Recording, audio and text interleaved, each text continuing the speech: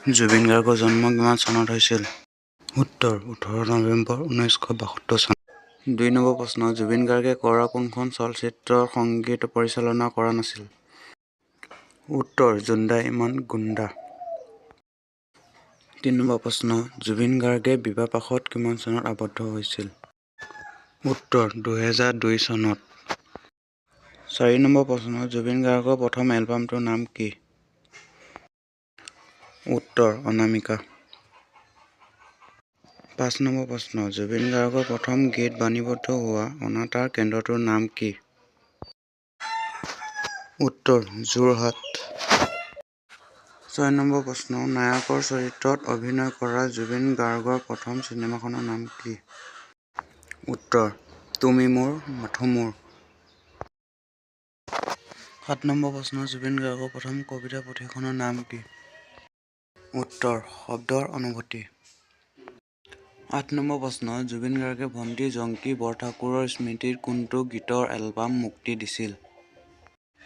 উত্তৰ শিশু।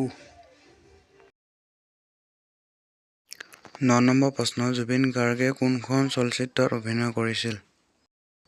উত্তৰ মিছন চাইনা। 10 নম্বৰ প্ৰশ্ন, কোনখন তথ্যচিত্ৰৰ বাবে জুবিন গাৰ্গে 2008 চনৰ শ্ৰেষ্ঠ পৰিচালক বঁটা লাভ কৰিছিল? উত্তৰ ইক্স অৱ চাইকেলছ। 11 নম্বৰ প্ৰশ্ন, কোনখন বাংলা ভাষাৰ চিনেমাৰ বাবে জুবিন গাৰ্গক 2005 চনৰ শ্ৰেষ্ঠ সংগীতকাৰ বঁটা প্ৰদান কৰিছিল? উত্তৰ শুধু তুমি। 12 নম্বৰ প্ৰশ্ন, জুবিন গাৰ্গৰ মাতৃৰ নাম কি?